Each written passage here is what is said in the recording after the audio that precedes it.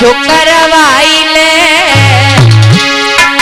कर्म चई कछु करवाइले नैन से बरसे जल की धार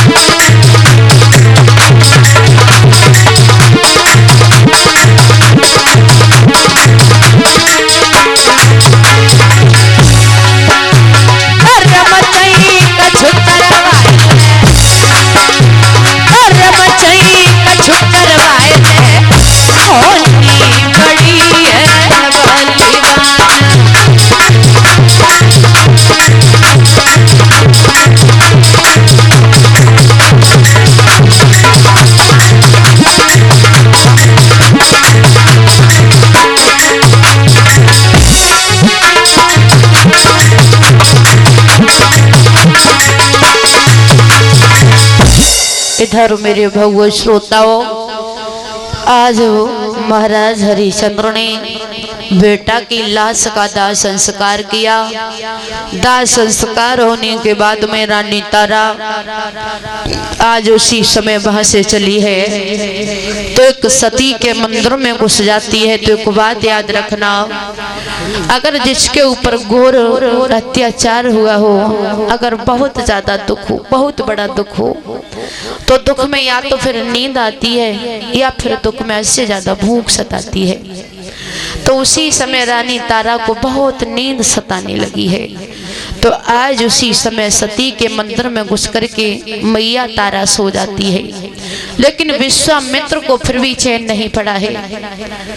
इधर दो बच्चों को, छोटे छोटों को चुराया और छोटे छोटे बच्चों को चुराने के बाद में काट करके और रानी तारा के सामने डाल दिया और काशी में आवाज लगा दी, काशी के लोगों, इस काशी नगरिया में डायन आई है जो छोटे छोटे बच्चों का कत्ल कर देती है।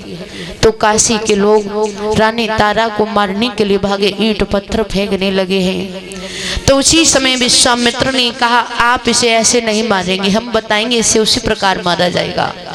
तो विश्वामित्र ने महाराज हरिचंद्र को बुलाया। हरिचंद्र आए और जैसे ही हरिचंद्र आए तो हरिचंद्र ने जैसे ही रानी तारा के केशों को पकड़ा, मुंह की तरफ देखा तो कहा, रानी तारा तुम, अरे क्या पागल हो गई? तुम्हारा बेटा मर गया तो तुमने दूसरे के बेटों को मारना शुरू कर दिया। तारा ने कहा, महाराज ऐसी बात नहीं है।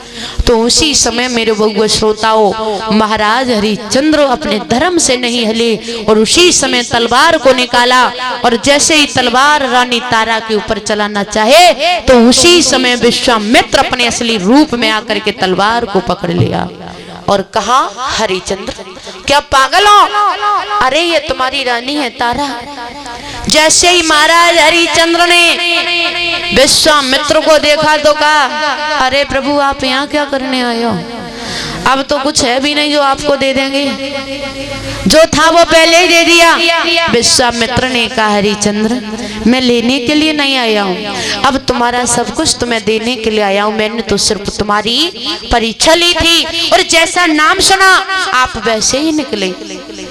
कहा, प्रभु ऐसी परीक्षा आपने हमारी ली, ऐसी किसी की मत लेना। और मेरा बेटा तो चला गया। कहा, नहीं बुलाइए, तुम्हारा बेटा भी आएगा। जैसे ही हरिचंद्र ने आवाज लगाई तो रोहितास हंसता हुआ अपने पिताजी के पास आया और उसी समय सारा राजपाट वापस किया और विश्वामित्र ने कहा, हरिचंद्र अगर कोई वरदान मांगो तो मांग लो। तो उसी समय कहा, प्रभु कुछ नहीं चाहिए, अगर मांगे तो मेरी पत्नी मांग ले, क्योंकि इसी ने ज्यादा दुखों को सहन किया है। तो उसी समय रानी तारा ने एक वरदान मांगा, स्वामी जी अगर वरदान नहीं देना चाहते हो तो मुझे ये वरदान दो, जब जब मैं इस पृथ्वी पर आऊं तो यही पुत्र और यही पति मुझे मिले। इस प्रकार महाराज हरिचंद्र की विश्वामित्र ने परीक्षा को लिया। बोलिए वृंदावन बिहारी लाल की। और आज